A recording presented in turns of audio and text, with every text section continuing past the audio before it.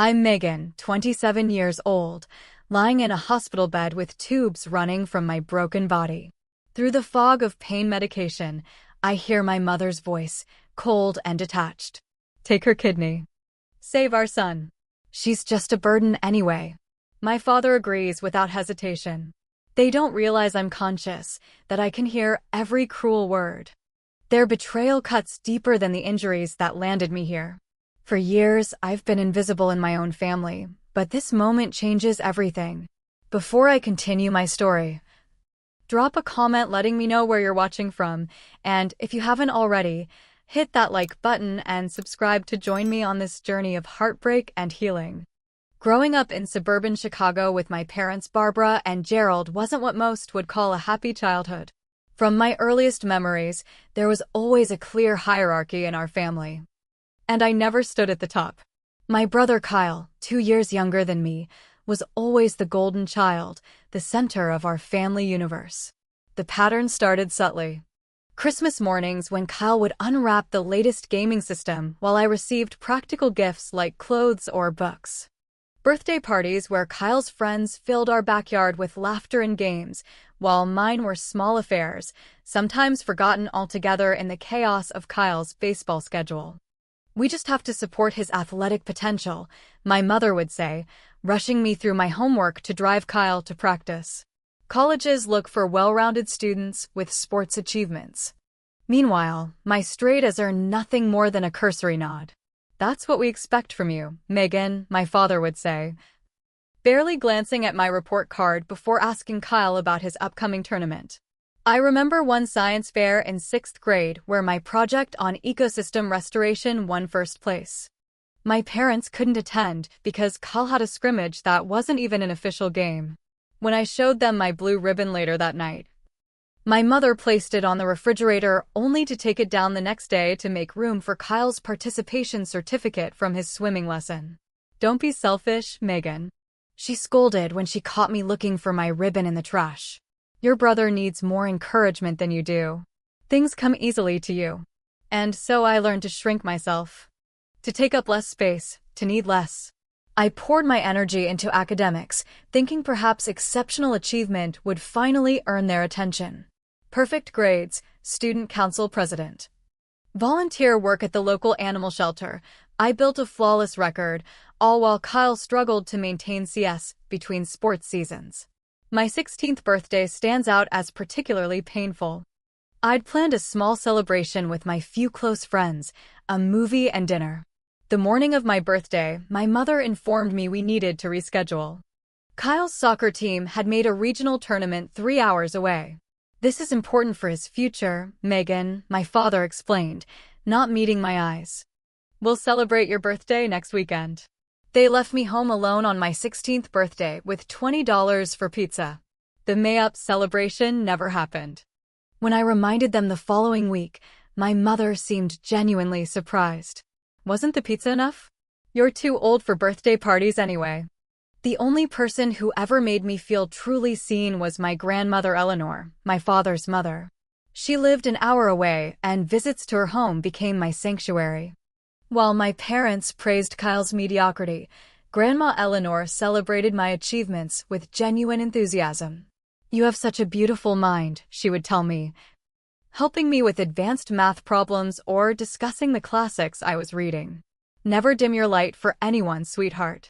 In her modest home, surrounded by books and the smell of freshly baked cookies, I could breathe. I could exist without apology. She attended every academic competition, every piano recital, every moment my parents deemed unimportant. Her death when I was 19 devastated me. Cancer took her quickly, barely 3 months from diagnosis to funeral. My parents seemed more inconvenienced than grieved by her passing, bothered by the funeral arrangements and the settling of her small estate. At the memorial service, I stood alone by her casket while my parents fussed over Kyle, who was sulking about missing a party to attend his grandmother's funeral. Grandma Eleanor left me her collection of classic literature and a letter I keep to this day, reminding me that I deserved love simply for being myself, not for what I could achieve or provide. With my only ally gone, I threw myself into college applications, targeting schools as far from Chicago as possible. When the acceptance letter from the University of Washington arrived, I felt my first glimmer of hope. Seattle, nearly 2,000 miles away, would become my escape route, my chance to discover who I could be outside my family's suffocating dynamics. "I don't understand why you need to go so far," my mother complained. "The state school is perfectly fine, and you could live at home to save money." But for once, I stood firm.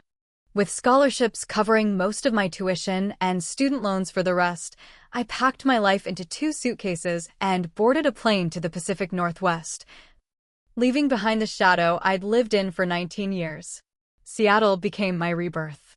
Surrounded by mountains and water, 3 time zones away from my family, I slowly discovered parts of myself that had been suppressed for years. I made friends who valued my intelligence rather than resenting it. I joined study groups where my contributions were welcomed instead of dismissed.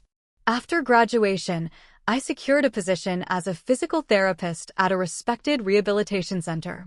My apartment, though small, was mine alone, a space where no one could make me feel unwelcome or unworthy. For the first time, I was building a life that centered around my needs and goals. Contact with my family dwindled to occasional phone calls and obligatory holiday visits.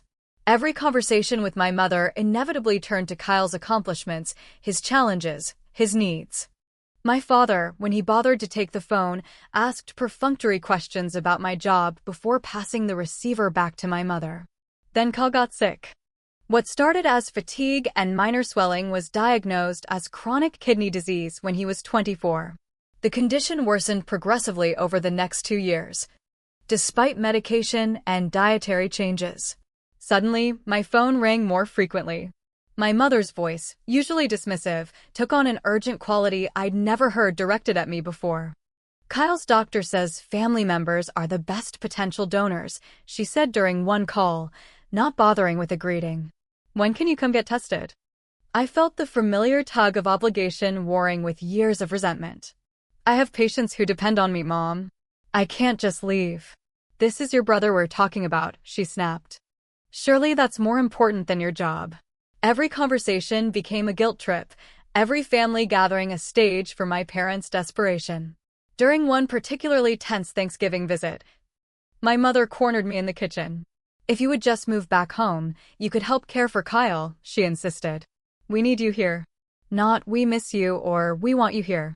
Just we need you here for Kyle, always for Kyle." My coworker Alicia noticed my distraction when I returned from that visit. Over lunch in the hospital cafeteria, I found myself spilling the whole toxic family history. "Megan," she said gently after listening, "what you're describing is emotional abuse. They've treated you like an accessory to your brother's life, not a person with your own value." I dismissed her concern initially.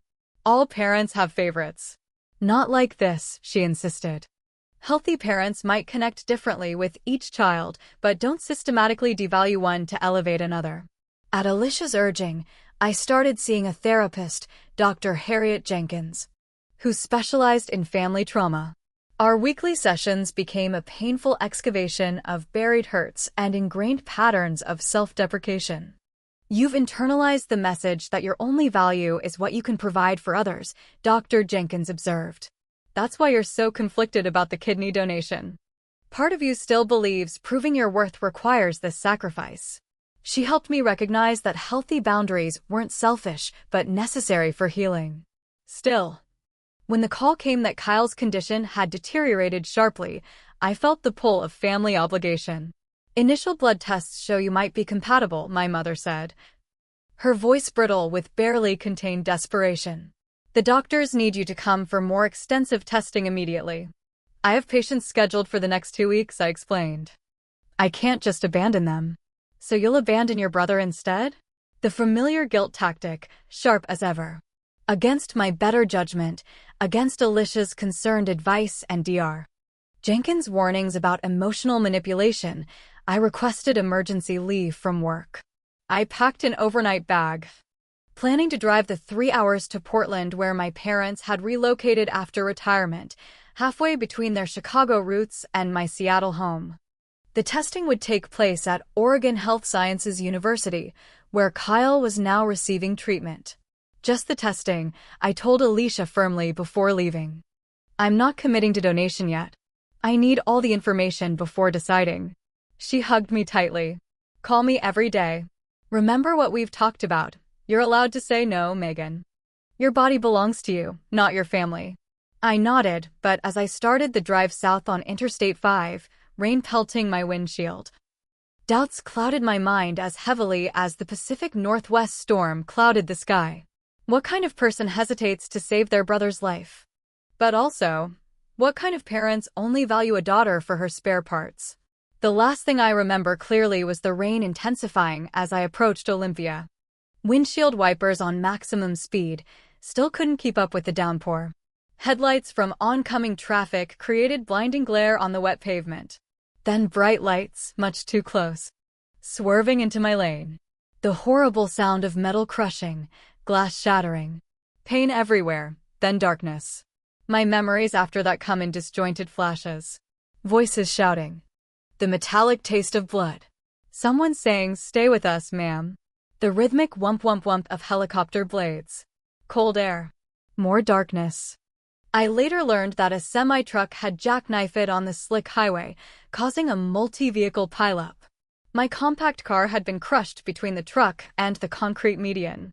First responders had to use the jaws of life to extract me from the wreckage. By all accounts, it was miraculous I survived it all. My first coherent memory is waking up in the intensive care unit at Harborview Medical Center in Seattle, the region's premier trauma center. The pain was unlike anything I'd ever experienced, not sharp and localized, but all-encompassing, as though every cell in my body was screaming.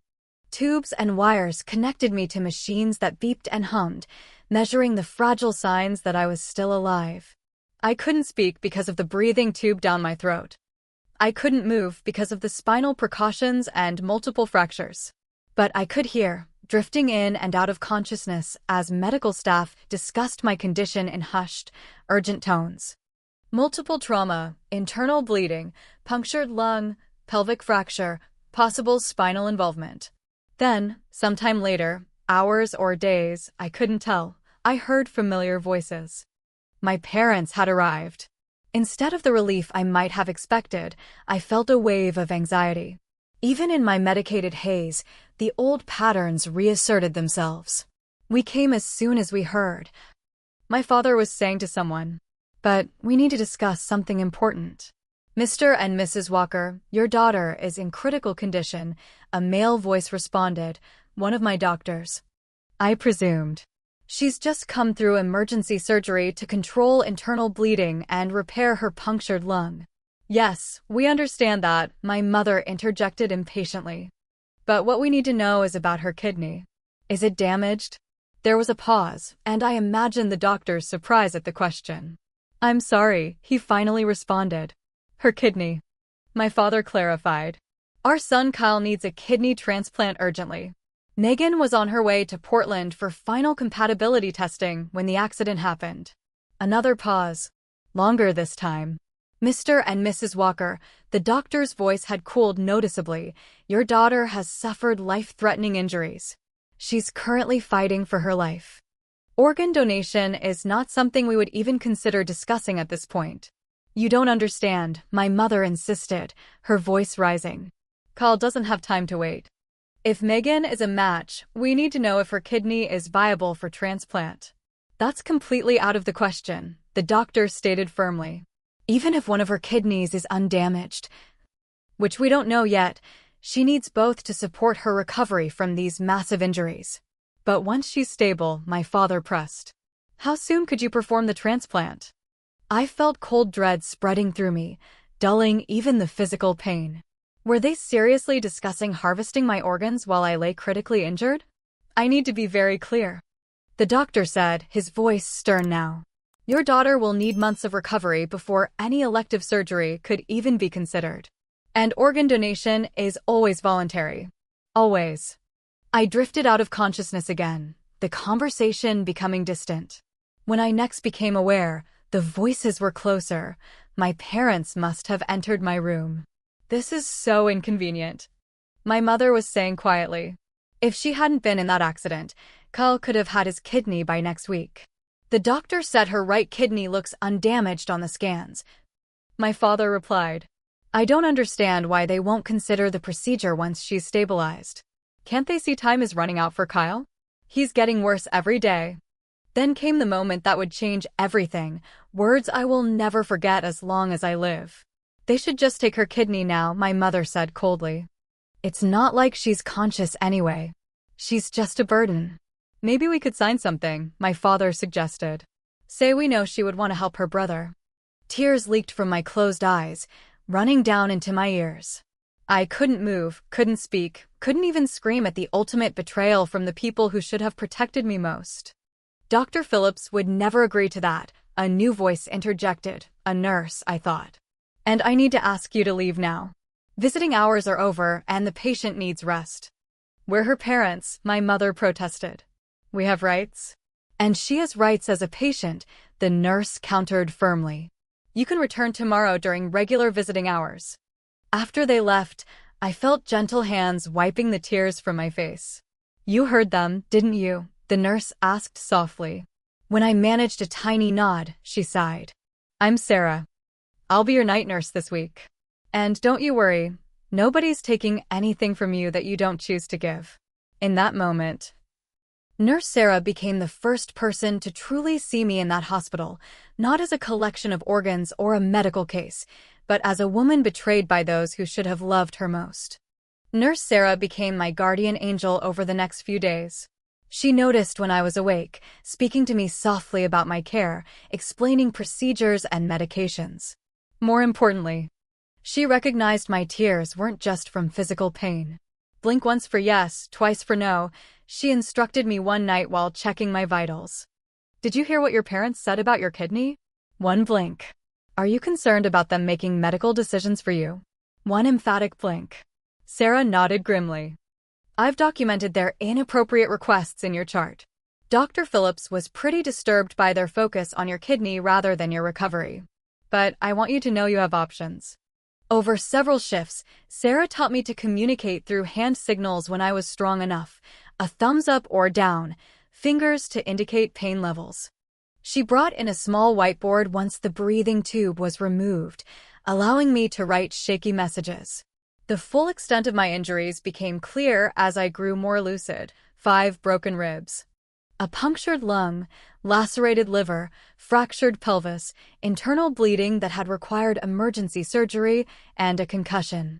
My body was literally torn open and stitched back together, with staples and sutures mapping the trauma across my skin. My parents visited briefly each afternoon, their concern transparently focused on my recovery timeline rather than my well-being. The doctor says you're doing better, my mother would say, not quite meeting my eyes. Any idea when you might be well enough to discuss helping Kyle? I would pretend to be asleep or too medicated to respond. Sarah had shown me how to press my pain medication button just before their arrival time, ensuring I appeared less conscious than I actually was. But inside, something was shifting. The hurt and betrayal crystallized into something harder, something protective. With each dismissive visit, each question about my organs rather than my pain, my resolve strengthened. The fog of lifelong emotional manipulation was lifting, burned away by the raw clarity of their words. She's just a burden. When Sarah introduced me to Denise, the hospital patient advocate, I was ready. I understand you have concerns about your parents' involvement in your care, Denise said, sitting beside my bed with a clipboard. My hand shook as I wrote on the whiteboard, they want my kidney for brother. Don't care if I live or die. Denise nodded calmly. As an adult, you have the right to determine who has access to your medical information and who can visit you. Would you like to restrict your parents' access? I wrote, yes, in large, wobbly letters. I'll take care of the paperwork, she promised. We'll implement security measures immediately. No one will make decisions about your body without your explicit consent. That night, I slept more peacefully despite the pain. The next morning, Dr. Phillips visited with Sarah beside him. Nurse Williams has informed me of your concerns, he said gently. I want to assure you that no one will pressure you about organ donation in this hospital. Your only focus should be recovery. By the following week, I had improved enough to speak in short sentences. The breathing tube was gone, though speaking hurt my damaged lung and broken ribs. I was still connected to monitors and 4 lines, but some of the fog had lifted. When my parents arrived for their daily visit, a security guard accompanied them, a new protocol Denise had implemented. "What's this about?" my father asked, looking confused. I gathered every ounce of strength I had. "I heard you," I whispered. "What, honey?" "We can't hear you," my mother said, stepping closer. "I heard everything," I said, my voice stronger. "In this bed. About taking my kidney. About me being a burden." The color drained from both their faces. "You were unconscious," my father stammered. "No, I wasn't." Each word sent pain through my chest, but I continued. "You wanted them to take my kidney without consent." "You don't understand," my mother began, her voice taking on the familiar manipulative tone. "Kyle is dying." We were desperate. "You called me a burden," I said, tears streaming down my face. "Your daughter. A burden." "We didn't mean it like that," my father protested weakly. "Yes, you did." I pressed the nurse call button. "I won't be donating any organs. And I don't want you visiting anymore." "Megan, be reasonable," my mother started, but the security guard and Sarah entered the room. "The patient has requested you leave," Sarah said firmly. "We're her parents," my father protested. "And this is her body, her room, and her decision," Sarah countered. "Please leave now, or I'll have to call hospital security to escort you out." After they left, I broke down completely, sobbing despite the pain it caused my damaged ribs and lung. Sarah sat with me, holding my hand.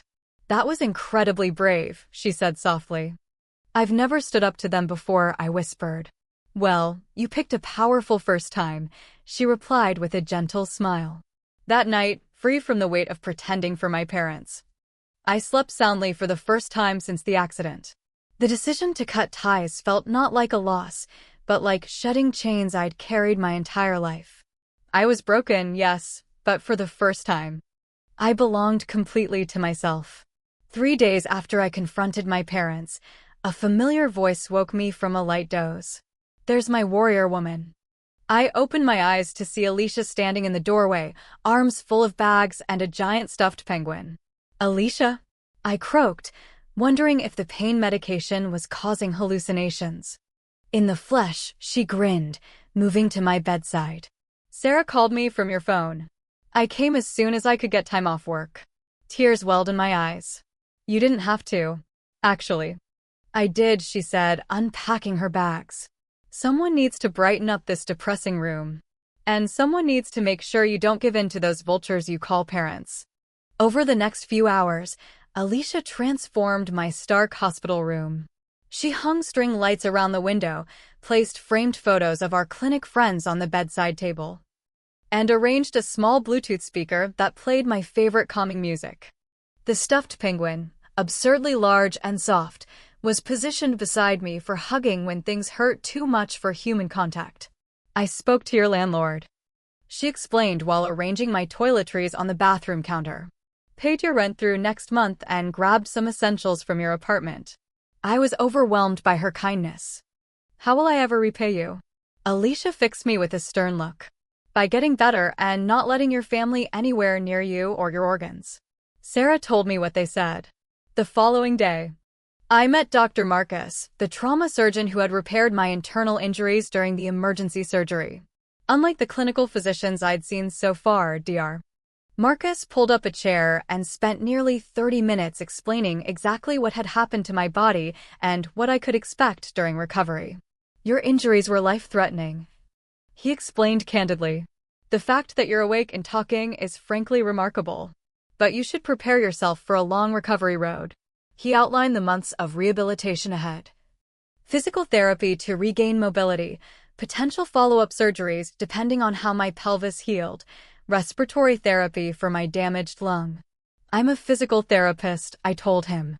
"I know what's coming." He smiled sympathetically.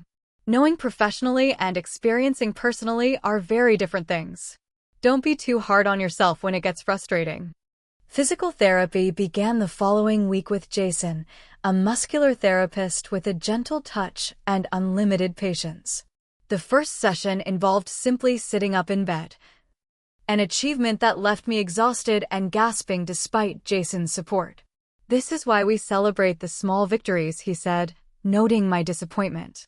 "Tomorrow, we'll sit up for 10 seconds longer." Each day brought excruciating challenges. Learning to pivot from bed to wheelchair. Strengthening exercises that made my surgical scars burn. Breathing exercises that triggered coughing fits, sending shards of pain through my broken ribs. But each day also brought small triumphs. Sitting up without support for 5 minutes. Standing with a walker for 30 seconds. Taking 2 steps to the bathroom door and back. My parents attempted to visit again 1 week after I'd banished them. The front desk called my room per the new protocol. "Your parents are here. Should we allow them up?" "No," I said firmly. "I don't want to see them." That evening, my phone lit up with voice messages. My mother's voice alternated between angry and tearful. "How dare you turn us away? After all we've done for you. Please, Megan, think about Kyle. He doesn't have much time. You're being selfish and childish. We raised you better than this." I handed the phone to Alicia, who deleted the messages without making me listen to more. Then she blocked their numbers. "You don't need that negative energy," she said simply. The hospital assigned me a therapist, Patricia, who specialized in trauma recovery. During our thrice-weekly sessions, we delved into both the physical trauma of the accident and the emotional trauma of my family's betrayal. "What you're experiencing is complicated grief," Patricia explained. "You're mourning not just the physical capabilities you've temporarily lost, but also the parents you deserved but never had." She helped me recognize that my parents' behavior in the hospital wasn't a momentary lapse, but the culmination of a lifetime of conditional love. "They've shown you who they truly are," she said. "Believing them is painful but necessary for your healing." Nightmares plagued my sleep. Twisted metal and breaking glass intermingled with my mother's cold voice. "She's just a burden." I would wake gasping, triggering pain in my healing lung. Patricia suggested joining a trauma survivors group that met weekly in the hospital's community room. Initially reluctant, I agreed after Sarah offered to accompany me to the first session. The group became another unexpected source of strength. There was Vincent, recovering from burns sustained in a house fire; Danielle, rebuilding her life after a violent assault; Marcus, learning to walk with prosthetic legs after a motorcycle accident. Their stories of resilience gave me courage on days when progress seemed impossible. Vincent, with his wry humor despite scarred hands that could no longer play his beloved guitar, became a particular friend. He would wheel into my room unannounced, usually smuggling contraband cookies or magazines. "Saw you looking extra miserable today," he'd announce cheerfully. "Thought you could use some illicit sugar and mindless celebrity gossip." As weeks passed, discharge planning began. Dr. Phillips brought up the inevitable question during rounds. "Do you have someone who can assist you at home? You'll need considerable support for at least another month." Before I could worry about the answer, Alicia spoke up from her now permanent position in the visitor's chair. "She's staying with me. I have a spare room on the ground floor and flexible work hours." I started to protest, but Alicia cut me off. "It's already decided. My roommate moved out last month, so the timing is perfect." As discharge day approached, an unexpected ally emerged. My Uncle Thomas, my father's younger brother, called the hospital asking to visit. "He's on the approved list," Sarah confirmed, having helped me create a short roster of allowed visitors. Uncle Thomas had been a peripheral figure in my childhood. He and my father had some falling out before I was born, resulting in limited contact over the years. I remembered him mainly from sporadic holiday gatherings, always bringing thoughtful gifts and asking genuine questions about my interests. When he entered my room, I barely recognized him. The jovial man from my memories had aged, his hair now fully gray, his tall frame slightly stooped. "Megan," he said, his eyes filling with tears. "I'm so sorry about all of this." He explained that my father had called him, angry about being banned from the hospital. He was ranting about ungrateful children. It didn't sound right. So I called the hospital myself to check on you. Uncle Thomas sat with me for hours, filling in gaps in my family history. He revealed that he and my father had fallen out precisely because he'd confronted my parents about their treatment of me when I was a toddler. I saw how they doted on Kyle while ignoring you, he said sadly. When I tried to talk to them about it, your father told me to mind my own business. We barely spoke for years after that. He offered practical support, helping with insurance paperwork, bringing books to pass the long hours, and most importantly, validating the decision I'd made to protect myself. Family should lift you up, not tear you down, he said firmly. Sometimes the healthiest thing is distance. After 6 weeks in the hospital, longer than any patient I'd ever treated in my career, discharge day arrived. I left in a wheelchair, still unable to walk unassisted, still in pain, still facing months of rehabilitation. But I also left with something I hadn't arrived with, the absolute certainty that I deserved better than what my family had offered, and the courage to demand it. Alicia's apartment became my sanctuary during those first precarious weeks of outpatient recovery. She had transformed her spare bedroom before my arrival, installing grab bars in the bathroom, renting a hospital bed that could elevate to make getting up easier, and creating clear pathways for my walker. Welcome home, she said on arrival day, unveiling a hand-painted banner hung across the living room. At least until you're ready to kick butt on your own again. The transition from hospital to home care brought new challenges. Simple tasks like showering required elaborate preparation and left me exhausted. Pain remained a constant companion, spiking with movement, subsiding to a dull roar during rest. Sleep came in broken segments between medication doses. But there were moments of normalcy too. Morning coffee with Alicia before she left for work. Evening takeout meals while watching mindless television. Video calls with my new friends from the trauma support group, checking on each other's progress. My outpatient physical therapist, Grace, pushed me harder than Jason had in the hospital. You know the drill, she would say during our sessions. It has to hurt to heal. Slowly, the walker gave way to crutches, then to a cane. Sitting up became standing, became walking short distances, became climbing 3 steps. My body, resilient despite everything, began reclaiming lost function. 3 months after the accident, I returned to work part-time in an administrative role at my clinic, unable yet to handle the physical demands of patient care, but desperate for purpose beyond recovery. My colleagues welcomed me with open arms, adjusting schedules and responsibilities to accommodate my limitations. Then came the letter from Kyle, handwritten on simple-lined paper, delivered to my workplace rather than Alicia's apartment. Megan, it began, I've only recently learned what happened in the hospital, what Mom and Dad said and did. I'm writing to tell you how shocked and horrified I am by their behavior. He explained that our parents had told him I refused to be tested as a donor because of petty childhood jealousy. It was only when he pressed for details that they admitted I had been in an accident. Even then, they'd minimized my injuries and painted themselves as victims of hospital bureaucracy. A nurse from your floor called me, he wrote. She wouldn't give her name, but said I should know the truth about what happened. Megan, I am so deeply sorry. Not just for this, but for a lifetime of imbalance I was too self-centered to notice. My feelings about Kyle's letter were complicated. Part of me felt vindicated by his acknowledgement. Another part angry that it had taken this long for him to see the pattern. Mostly, I felt oddly distant from the entire situation, as though it had happened to someone else. A postscript mentioned he had found another donor match through the transplant registry. So please know I'm not writing because I need anything from you. I just needed you to know I see the truth now.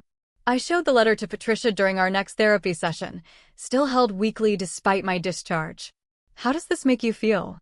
She asked after reading it. Numb, I admitted. Like it's too little, too late. That's a valid reaction, she assured me. Reconciliation with Kyle isn't obligatory.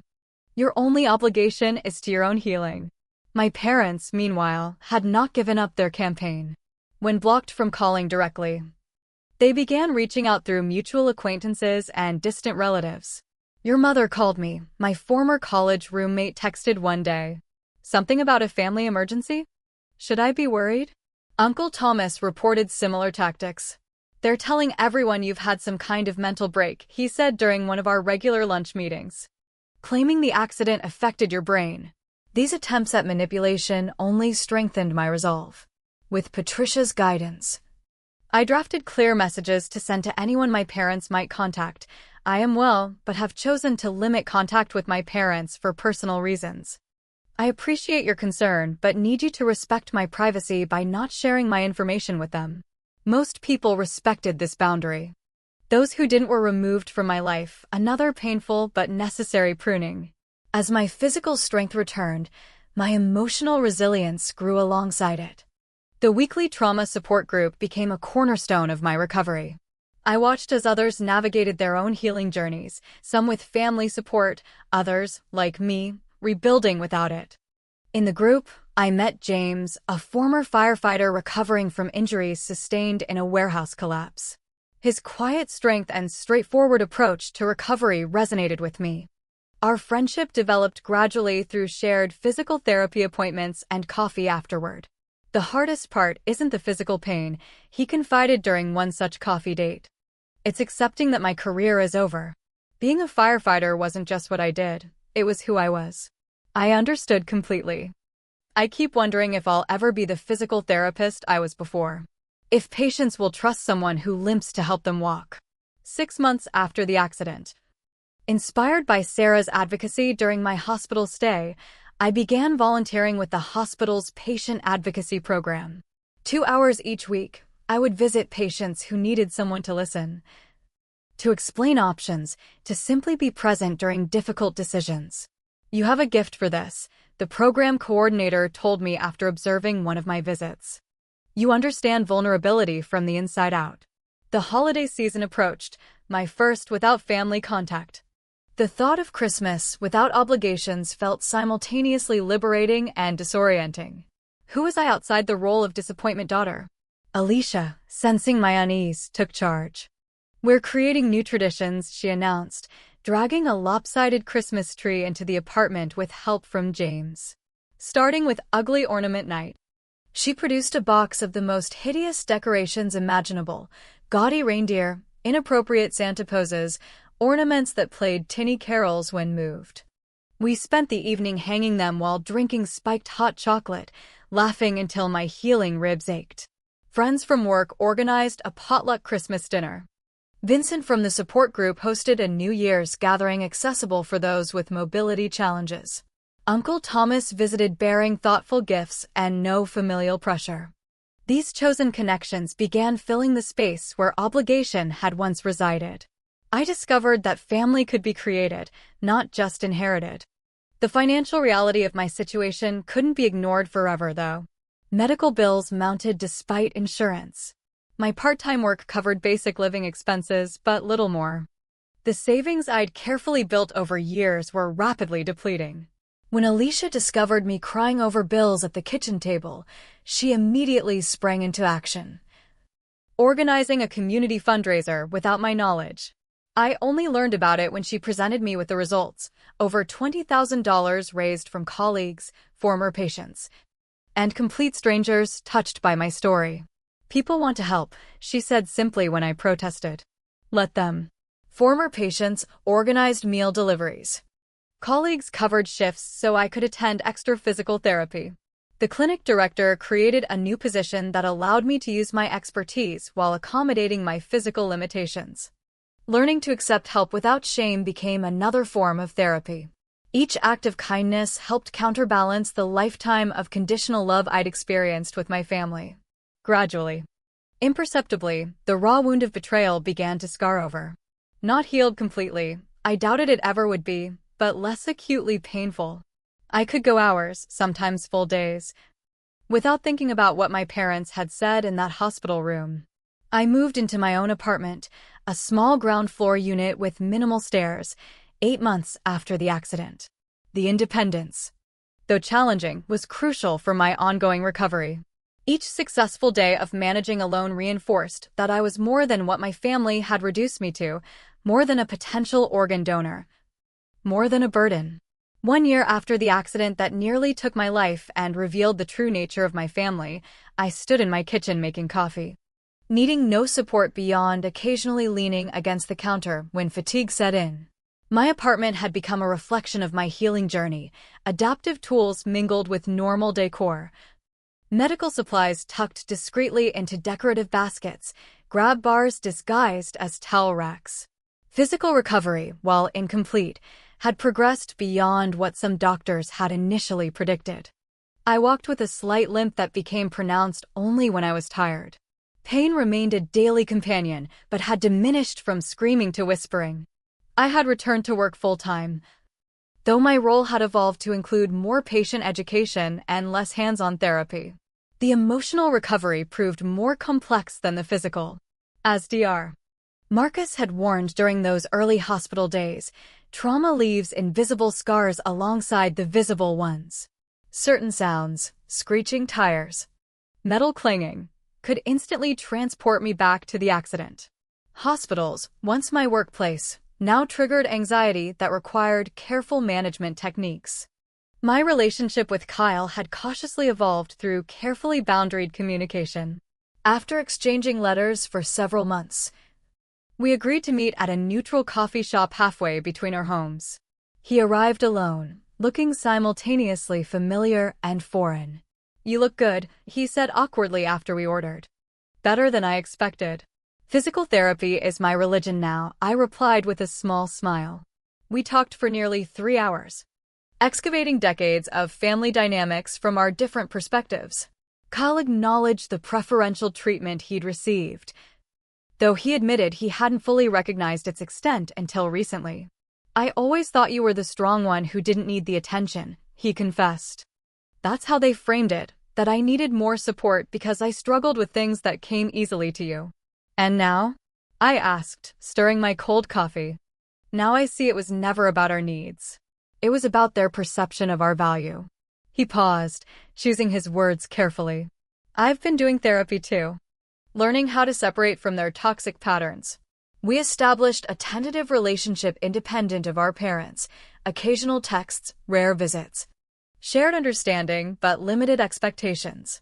I made it clear that any attempt to facilitate reconciliation with our parents would end our communication immediately." "I understand," he said simply. "What they did was unforgivable." My parents remained persistent in their attempts to re-establish contact. When blocked from direct communication, they sent cards that went unopened. When those received no response, they escalated to showing up at my previous apartment building, only to discover I had moved without forwarding my address. Then came the day they appeared at my workplace unannounced. I was consulting with a colleague when the receptionist called. "There's a Barbara and Gerald Walker insisting on seeing you. They say they're your parents." My heart raced as old anxiety patterns triggered. Patricia had prepared me for this possibility, and I took 3 deep breaths before responding. "Please tell them I'm with a patient and unavailable." 5 minutes later, the receptionist called again, her voice tense. "They're refusing to leave. Your mother is getting quite loud." This moment, I realized, was inevitable, the final confrontation I'd been both dreading and preparing for. I excused myself from my colleague and walked slowly to the reception area. They looked older than I remembered, more diminished.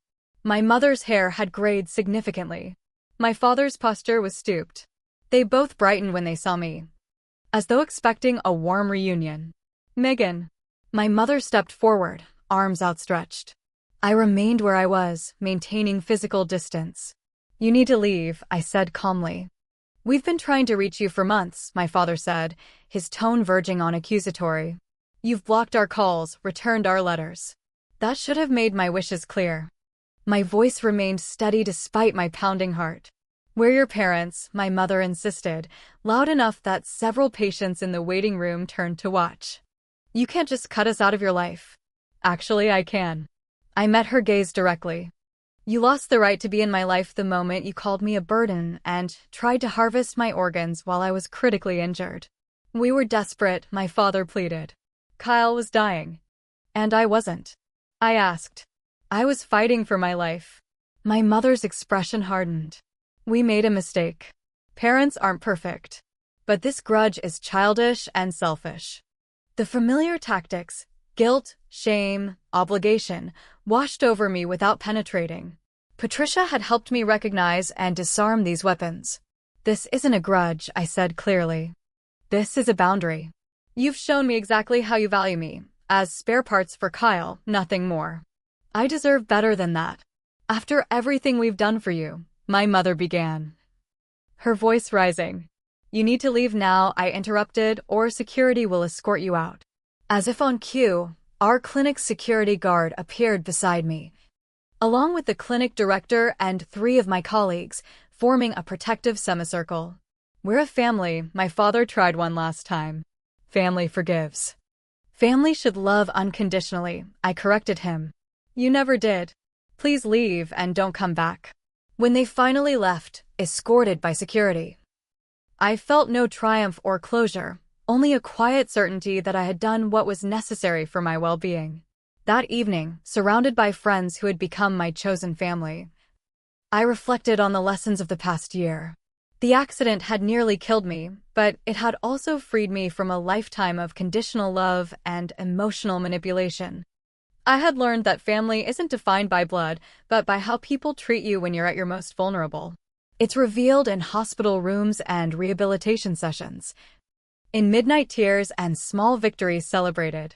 The physical scars mapping my body had faded from angry red to silvery white, visible reminders of both trauma and survival. The emotional scars were less visible but equally transformed, no longer raw wounds, but sources of wisdom and strength. I had discovered my worth wasn't measured by what I could provide to others, not an organ for my brother, not achievement for my parents' pride, not endless forgiveness for those who had never earned it.